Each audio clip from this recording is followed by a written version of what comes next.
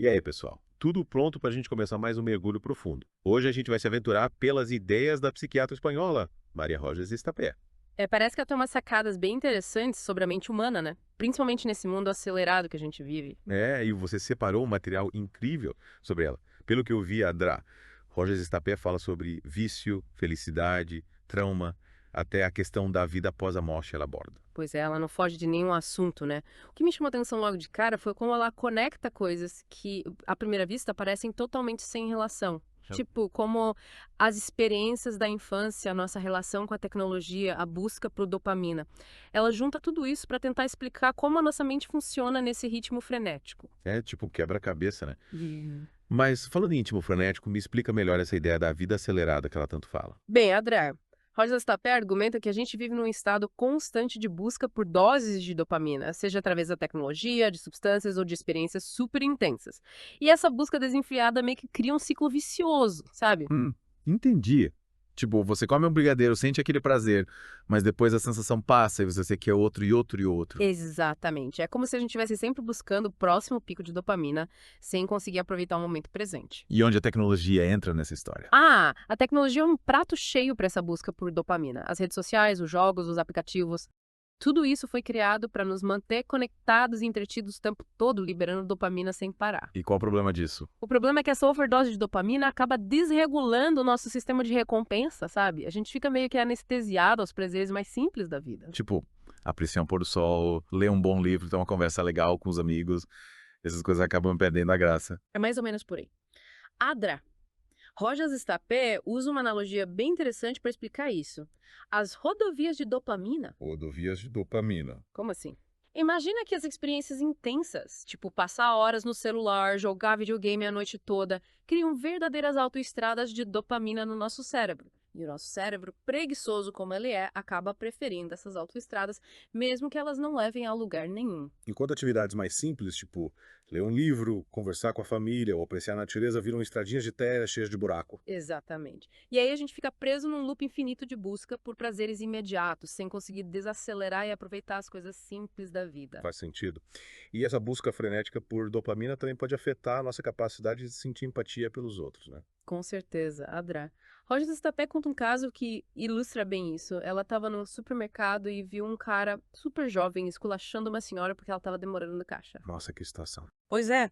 E ela percebeu que o cara estava completamente vidrado no celular, provavelmente nas redes sociais. E aí ela conectou os pontos. A dependência da tecnologia estava tornando ele intolerante à simples espera, sabe? Ele não conseguia lidar com a dorzinha de ter que aguardar alguns minutos. Acho que é tudo pra ontem, né? Se não for instantâneo, já era. Mas saindo um pouco da vida acelerada, a Deirá, Rogers Estapé também se aprofunda bastante no tema do trauma, né? Me fala um pouco sobre isso. Sim, ela tem uma bagagem enorme nesse assunto. Inclusive, ela trabalhou em Camboja com vítimas de tráfico humano, que deve ter sido uma experiência super impactante, Imagino. E como essa experiência influenciou o trabalho dela? profundamente.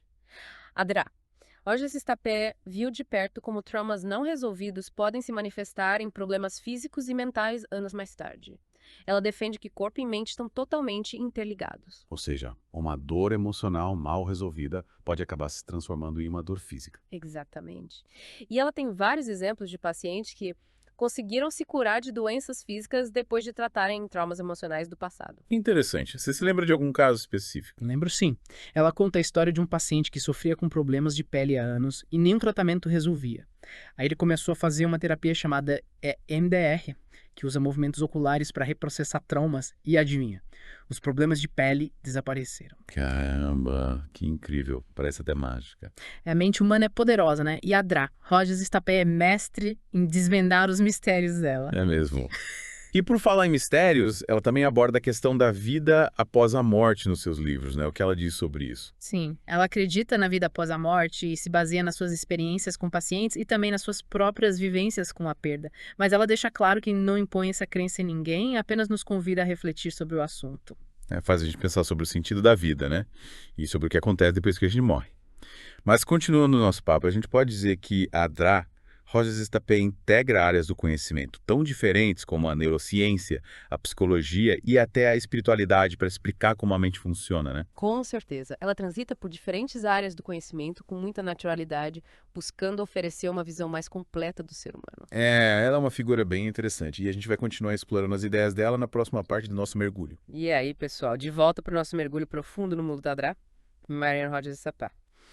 Na primeira parte, a gente viu como a vida acelerada e a busca desenfreada por dopamina podem acabar nos levando para um caminho meio sem saída, né? A gente fica meio que refém dos prazeres instantâneos e acaba se desconectando das coisas mais simples da vida, né? Exato. Mas a boa notícia é que a Dra, Rogers Estapé, também nos dá algumas ferramentas para reverter esse processo, sabe? A gente conseguir recalibrar o nosso sistema de recompensa e voltar a apreciar o que realmente importa. Que bom. E quais são essas ferramentas? Me conta mais sobre isso. Uma das mais interessantes e talvez a mais desafiadora é o jejum de dopamina. Jejum de dopamina. É. Mas a dopamina não é importante pra gente. Tipo, ela não é responsável pela sensação de prazer e bem-estar. Sim, ela é super importante. A dopamina é um neurotransmissor essencial para o nosso funcionamento. O problema é que, no mundo de hoje, a gente está exposto a um excesso de estímulos que liberam dopamina de forma artificial e constante. Tipo as redes sociais, os jogos, as notificações do celular. Tudo isso libera dopamina sem parar, né? Exatamente. E aí, com o tempo, a gente fica meio que viciado nessa sensação de prazer instantâneo e os nossos receptores de dopamina acabam ficando saturados. É como se a gente desenvolvesse uma tolerância à dopamina, sabe? Entendi. E o jejum de dopamina seria uma forma de resetar esses receptores, de voltar a ter uma sensibilidade maior aos prazeres mais simples da vida. Isso mesmo. A ideia é dar um tempo dos estímulos que liberam dopamina em excesso para que o nosso cérebro possa se desintoxicar e voltar a funcionar de forma mais equilibrada. Interessante. Mas como a gente coloca isso em prática? É tipo, se isolar do mundo, viver numa caverna sem internet nem celular. Calma, não precisa ser tão radical. Dra. Rogers Estapé sugere que a gente comece devagar, identificando os ladrões de dopamina que mais nos afetam e, aos poucos, reduzindo o tempo que a gente gasta com eles. Tipo, quais? Me dá uns exemplos para eu entender melhor. Redes sociais, jogos, séries, compras online, comida processada, pornografia. A lista é grande. Nossa, é verdade. Tem muita coisa que a gente faz no automático sem nem perceber que está sendo roubado pela dopamina. É por isso que o primeiro passo é ter consciência dos nossos hábitos, entender como eles impactam a nossa saúde mental e o nosso bem-estar. A partir daí, a gente pode começar a fazer escolhas mais conscientes, buscando atividades que nos proporcionem prazer genuíno e duradouro. Tipo, em vez de passar horas rolando o feed do Instagram, seria melhor ler um livro, fazer uma caminhada ao ar livre ou ter um bom papo com os amigos. Exatamente. A ideia é trocar os fast foods de dopamina por uma alimentação mais nutritiva e balanceada. Faz sentido. E além do jejum de dopamina, a Dra. Rogers Estapé sugere mais alguma coisa para a gente aumentar a nossa sensação de bem-estar e felicidade. Sim, ela destaca a importância de cultivar hábitos que aumentam a produção de outros neurotransmissores importantes para a nossa saúde mental, como a serotonina e a ocitocina. Serotonina e ocitocina. Me fala mais sobre elas. A serotonina é conhecida como hormônio da felicidade, porque está diretamente ligada à sensação de calma, bem-estar e satisfação. Já a ocitocina é o hormônio do amor, responsável pela sensação de conexão, afeto e pertencimento. Então a gente precisa aumentar a produção desses hormônios para ser mais feliz. É mais ou menos por aí. A Dra. Rogers Estapé nos dá várias dicas de como fazer isso no dia a dia através de hábitos simples e acessíveis. Tipo, me conta algumas dessas dicas. Uma das mais importantes é a prática regular de exercícios físicos. Exercício físico de novo. Mas eu odeio academia. Calma, não precisa ser academia. O importante é se movimentar, fazer alguma atividade que você goste e que te faça bem. Pode ser uma caminhada ao ar livre, uma aula de dança, um jogo de futebol com os amigos. Tá, entendi. Mas o que o exercício físico tem a ver com a felicidade? Durante a prática de exercícios, o nosso corpo libera endorfinas, que têm um efeito analgésico e proporcionam uma sensação de prazer e relaxamento. Além disso, o exercício físico ajuda a regular o sono, a reduzir o estresse e a aumentar a autoestima, o que contribui para a nossa saúde mental e emocional como um todo. Interessante. Então, além de fazer bem pro corpo, o exercício físico também faz bem pra mente. Exatamente, é um combo completo de benefícios. Legal. E além do exercício físico, tem mais alguma dica pra gente turbinar a produção de serotonina e ocitocina? Claro, Dra. Rogers Estapé também destaca a importância do contato com a natureza, da meditação, da prática da gratidão, do sono de qualidade, dos relacionamentos saudáveis e do propósito de vida. Nossa, quanta coisa! Mas como a gente consegue colocar tudo isso em prática no dia a dia? A ideia não é fazer tudo de uma vez, mas sim ir incorporando esses hábitos aos poucos, de forma gradual e consistente. Faz sentido. E acho que o mais importante é entender que a felicidade não é um destino, mas sim uma jornada, né? Com certeza. E essa jornada é única para cada um de nós. O importante é a gente se conhecer, se cuidar e buscar aquilo que nos faz bem. Chegamos na última parte do nosso mergulho e agora a gente vai se aventurar pelo mundo dos relacionamentos amorosos com a Dra. Rogers Estapé. E já aviso, prepare-se para desapegar daquela visão idealizada do amor romântico. A vida real não é um conto de fadas, né? Exato, cara. Roger Estapé coloca os pés no chão e mostra que construir um relacionamento amoroso de verdade exige muito mais do que paixão e química. Então me explica melhor essa visão dela sobre o amor. Por onde a gente começa? Ela divide o processo de se apaixonar em 4 fases. A primeira é a fase da faísca. A faísca, tipo aquela atração inicial, o interesse, a curiosidade. Isso mesmo. É quando a gente conhece alguém e sente aquela vontade de saber mais, de se aproximar. Assim, aquela química, energia rolando solta. Exatamente. Mas é aí que a gente precisa ter cuidado para não pular a segunda fase, que é a fase da cabeça. A fase da cabeça. E o que acontece nessa fase? Nessa fase, a gente precisa usar a razão, analisar se a pessoa é compatível com a gente, se os valores dela se encaixam com os nossos, se a gente realmente quer construir algo a longo prazo. A gente precisa tirar a venda dos olhos e analisar a situação com mais clareza, né? Exato. A gente precisa colocar o nosso córtex pré-frontal para funcionar. Córtex pré-frontal. Que nome complicado. O que é isso? É a parte do cérebro responsável pelas nossas decisões, pela análise crítica, pelo nosso freio de mão, digamos assim. Entendi. É tipo o nosso sensor de alerta, que nos avisa se estamos fazendo uma boa escolha ou não. Isso mesmo. Mas, infelizmente, quando a gente está apaixonado, esse sensor costuma falhar um pouco. É, a paixão meio que desliga o nosso senso crítico, né? A gente fica cega de amor, ignorando todos os sinais de alerta. É como se a gente colocasse o piloto automático no modo apaixonado e deixasse a razão de lado. E aí, quando a paixão esfria, a gente volta a enxergar a realidade com mais clareza e aí a decepção pode ser grande. Por isso é tão importante usar a cabeça desde o início, né?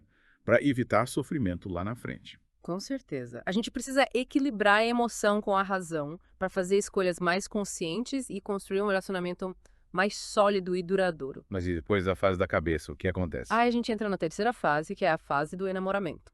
É a fase mais intensa, cheia de paixão, desejo, euforia. É a fase dos filmes românticos, né? Exatamente, a fase das borboletas no estômago, dos beijos apaixonados, dos planos para o futuro. Mas essa fase dura para sempre? Infelizmente não. O enamoramento tem prazo de validade como tudo na vida. Ah, que pena. E quanto tempo dura essa fase? Em média, cerca de 17 meses. Depois disso, a paixão intensa naturalmente se transforma em algo mais calmo e duradouro, se o relacionamento for cultivado com cuidado e atenção. A gente sai do mundo da fantasia e entra na vida real, né? Exato. E é aí que começa a quarta fase, a fase do amor maduro. E como é essa fase? É a fase em que a paixão se transforma em cumplicidade, respeito, admiração, companheirismo. É o amor que vai além da química e se constrói na convivência, nos momentos bons e ruins compartilhados, no apoio mútuo. É o amor que a gente constrói no dia a dia, tijolo por tijolo, né? Exatamente. E essa fase exige esforço, dedicação, comunicação, paciência, tolerância. É, não fácil, né? Mas acho que a recompensa faz tudo valer a pena. Com certeza. Construir um relacionamento amoroso, maduro e duradouro é um dos maiores desafios e também uma das maiores alegrias da vida. É verdade. E a Dá, Roger Estapé nos dá um mapa para navegar por esse território tão complexo, né? Sim, ela nos oferece ferramentas e insights valiosos para a gente entender melhor o amor, a paixão, os relacionamentos e a nós mesmos. E assim a gente encerra nosso mergulho no mundo da Dá. Maria Rogers Estapé. Espero que vocês tenham gostado da nossa conversa e que as ideias dela inspirem vocês a construir uma vida mais plena, mais conectada com o que realmente importa. Até a próxima.